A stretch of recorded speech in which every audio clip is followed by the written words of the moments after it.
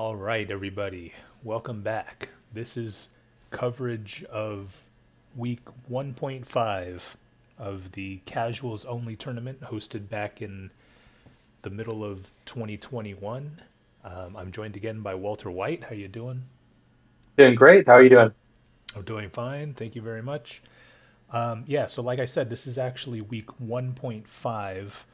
There were several people who were unable to attend the prior week's games, and in an effort to be as fair as possible, I hosted a week 1.5 where I would basically just take the highest score, and that would be the the life balance that would roll over into week two.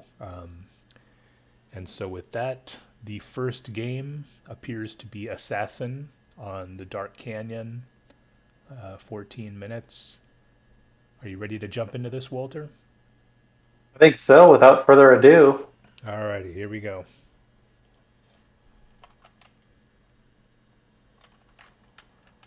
All right, so I'm not gonna pause this or anything because we have a extremely long 3 minute planning time here. So we have plenty of stuff to talk about. As you can see, there are three assassin targets on each side.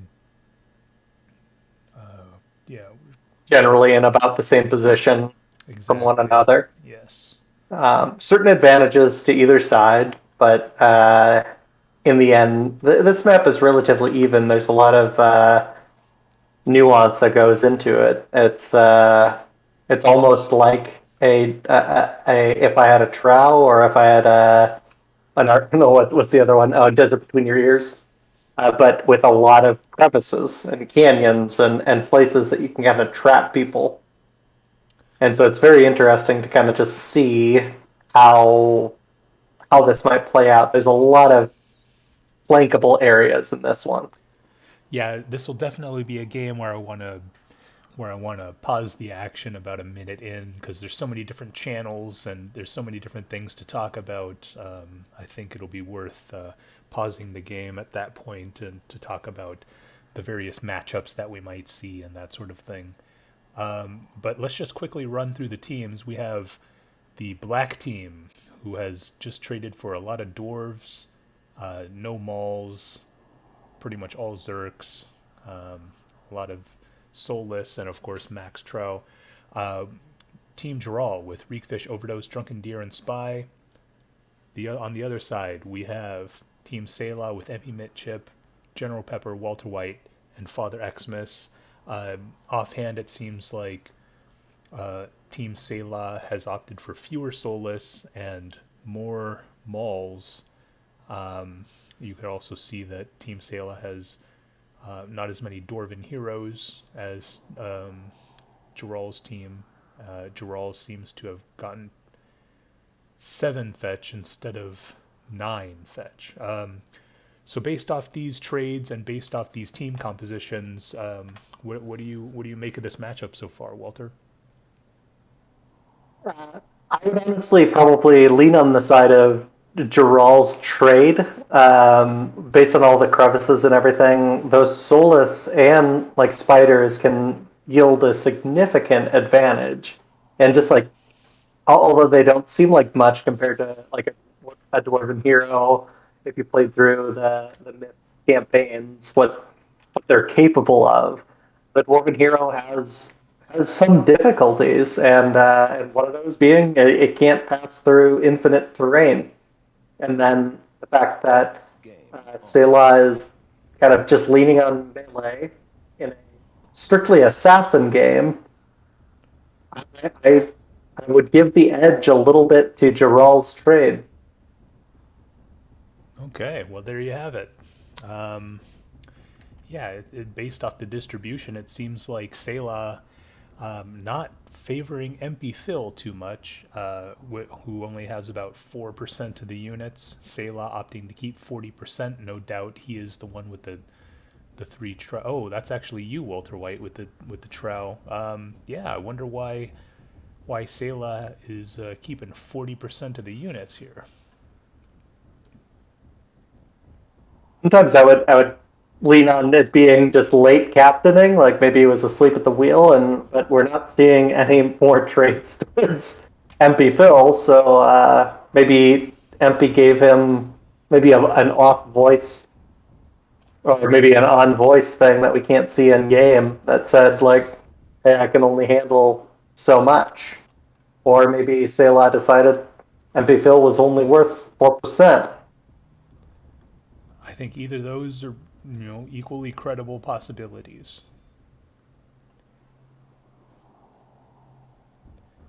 All right. Well, let me pause it here really quick.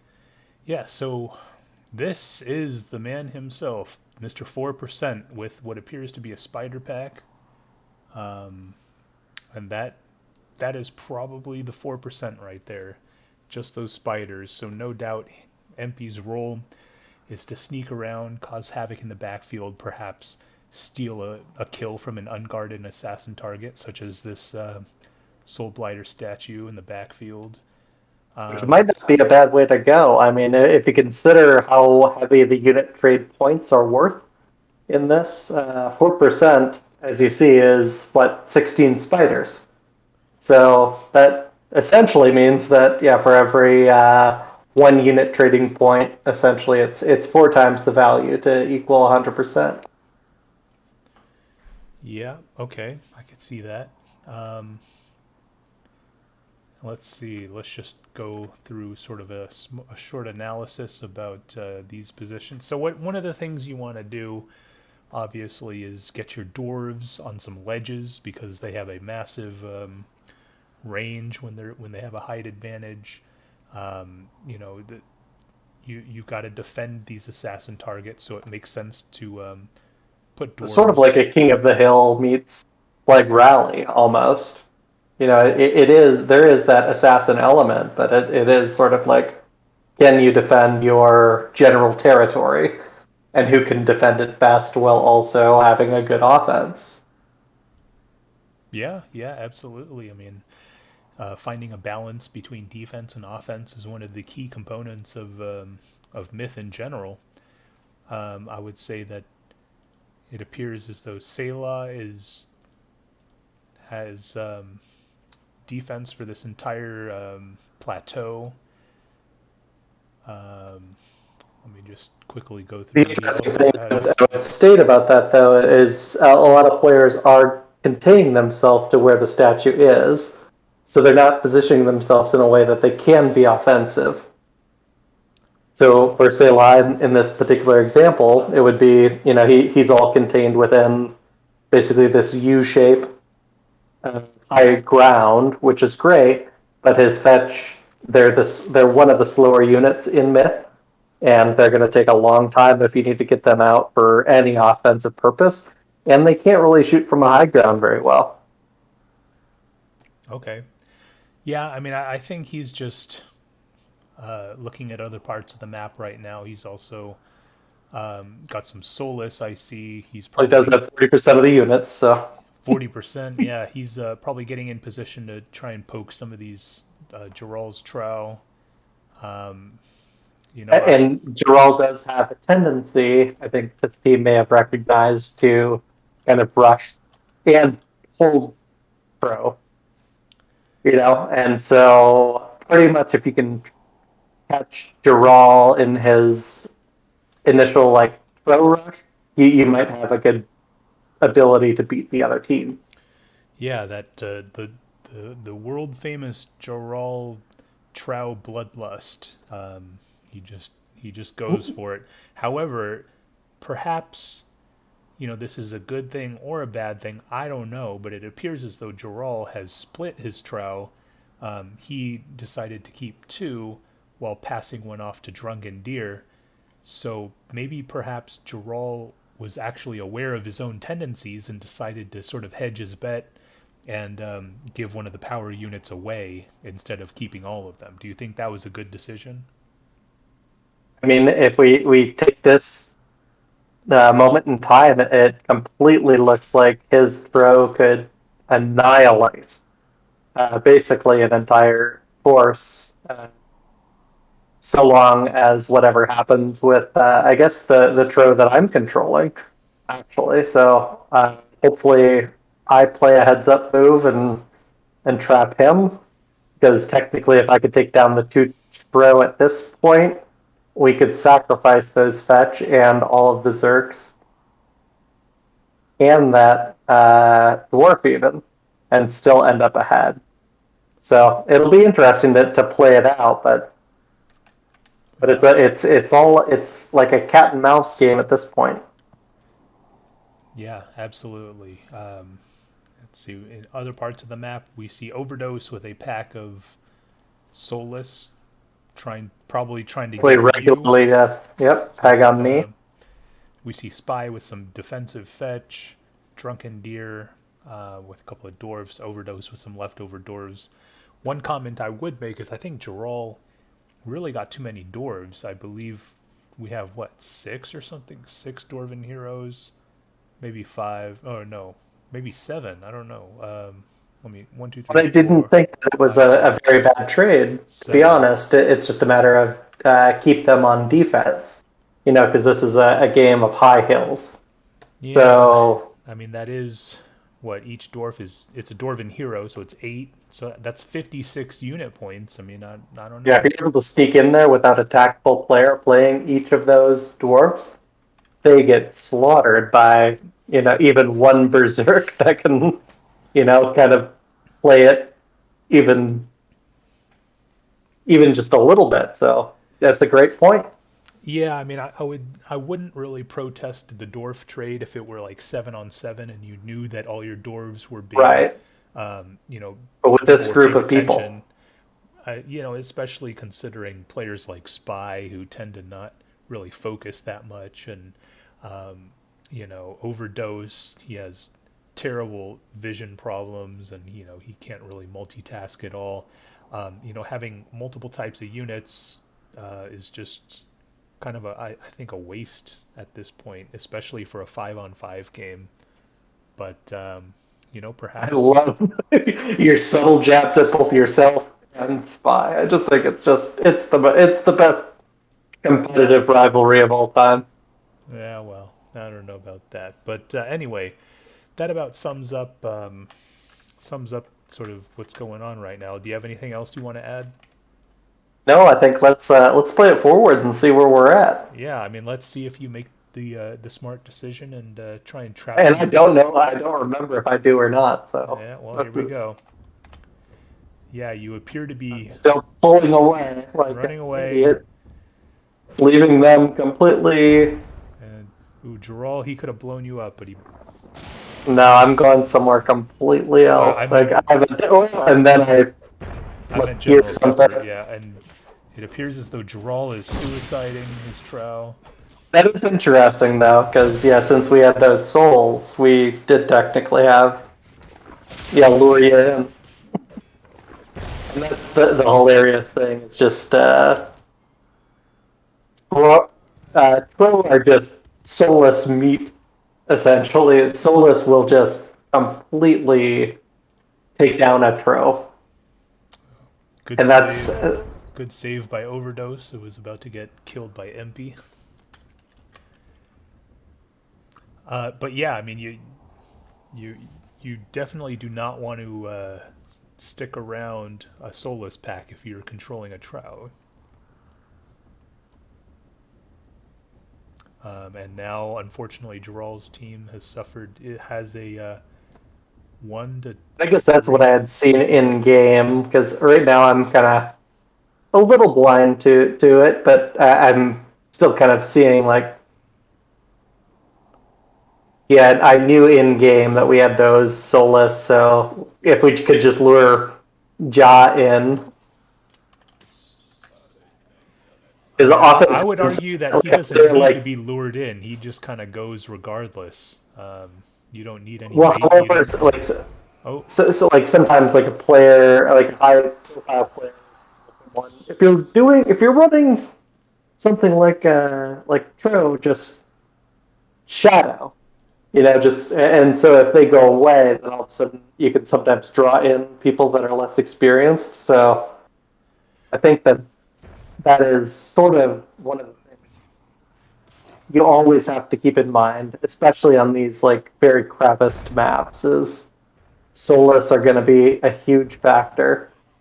But technically, like I said, Jaw's team had way more Solus, so but right now he's really hurting because that those big pro losses. Yeah. Speaking of Solus, what do you think about General Pepper's move to just go right up the middle and cause some havoc? I don't think he really encountered any resistance. It appears I as think though it was a he's great move, and he's pressing in. And the issue and a lot of players that play like World War II wouldn't understand based on the lightning creatures. Uh, they the lightning creatures have a huge like tunnel vision, sort of. So like they can't shoot at all over terrain, certain terrain, and sometimes that terrain is like you would think it was negligible, but some players can take complete advantage over it, and others can't, and that's where you really run into how a Solus can beat a fetch, and how a fetch can beat an entire pack of Solus. okay. Well, it looks like this assassin target is going to get destroyed by the Team Selah. Yep, there we go. That is the first point of the game. Um, we have a moderate defensive position by Reekfish, who appears to be defending this all by himself. Meanwhile, I think we see Overdose and Spy guarding the Mercurian Giant to the east. There is a Trow kind of just wandering around, not really doing anything. I think I have mine sicked on him because I think that I felt like mine could take him for some Well, reason. yours was I full guess I had health. one hit. Yeah, but then I saw those spiders, so finally I pull him off. Yeah. Yeah, it appears as though. Yeah, I don't think. I mean, there's nothing that Reekfish can do in this situation. He just had to abandon the target. He would have just gotten destroyed by this Trow. So that, unless a miracle happens, it looks like it's going to be 2-0 in favor of Team Selah. Reekfish and who is this? Empy. Empy. So, well, I mean, while we were talking, his percentage went up by 4 times, but he's That's unfortunately. how you do lightning fights. So who is running Rose Batch on Geral's team? That's Reekfish. Yeah, Rika's well, he's too clumped right now, but he can be. But in general, you're really in a fetch fight. You don't want to be too clumped. Yep.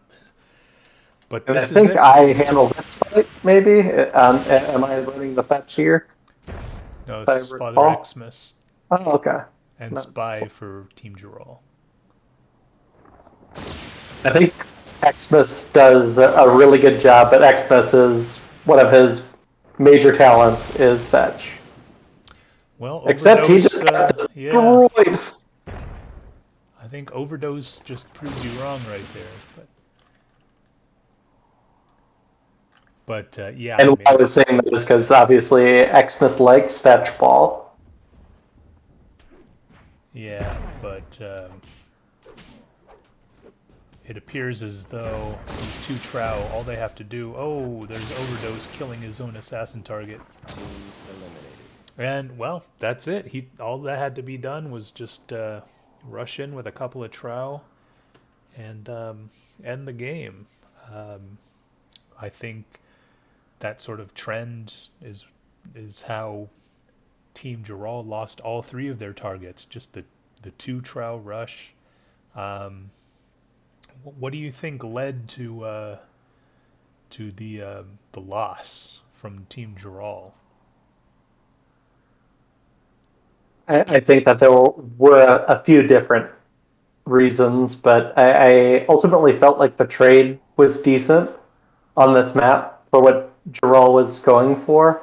I think what you pointed out mid game, having the maybe too many dwarven heroes, which take up a very significant amount of trading points that can really, really hurt. But I didn't necessarily feel like Selah had like a whole lot of extraneous units, like too many spiders. And spiders can like sometimes like max spiders all you can because a single spider has a significant attack power, can travel over terrain, can do quite a bit, but I really don't know. I think it came down to a few key moves that were made by veteran players, and Gerald's team just kind of couldn't quite put it together to defend against that. Okay, well, there you have it. So we see that General Pepper actually, with a very sort of quiet game, but accumulating 60 damage, which was the most in the entire game. Of course, you with 20 kills, no losses, 51 damage, a good performance, but that's what you would sort of expect from having the Trow units to begin with. Selah, the captain, with 57 damage, a good performance by him.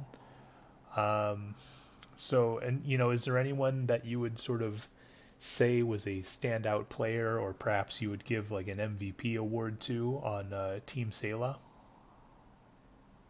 I think strictly based on stats, I would say General Pepper. He didn't have any Tro, and he managed to do all that. He obviously had probably a fair number of spiders or like units that were kind of throwaway, but he still managed that level of damage. So I'd say General Pepper on this. No, well, He's he, my he had MVP. he had that Solus pack, these fetch, and a dwarf, and he was also the guy who made that push up the middle. So he killed this assassin target right here, and he also rotated to the I to mean, if the you want me to say that I'm the MVP, then yes, I'm the MVP. But uh, I think that that's easy given pro units, and that's something that I'm rarely willing to give myself. I guess a lot of times when I'm capping, sometimes it's like easier to delegate, and especially with players that pride themselves on few units. But I think having a very tactful person on pro can do quite a bit, and that's really where we see players generally excel. So all right. yeah, And then, yeah, I mean, obviously Gerald's team lost, but I would also like to give some credit where credit is due to Reekfish, who basically held this entire part of the map by himself, and then, even he was able to realize that his assassin target was going to get killed, so he backed off, and then he was able to sort of rotate and destroy a bunch of MP's units, and I think he had a good game. 53 damage, pretty good, and it was mostly him just playing by himself because everybody else was in other parts of the map. So I think Reekfish, despite losing, had a pretty good game as well. agree, 100%. Alrighty. Well, is there anything else that you would like to add about this game? No, I think it's pretty clear cut. It'd be fun to play it again with all these guys. Switch up teams a bit, or do whatever. Maybe do a rematch. I think that could perform equally differently. But I think it was a really really fun match. Alrighty. Well, with that, we shall see what game happens next, because I honestly don't remember. Nor do I.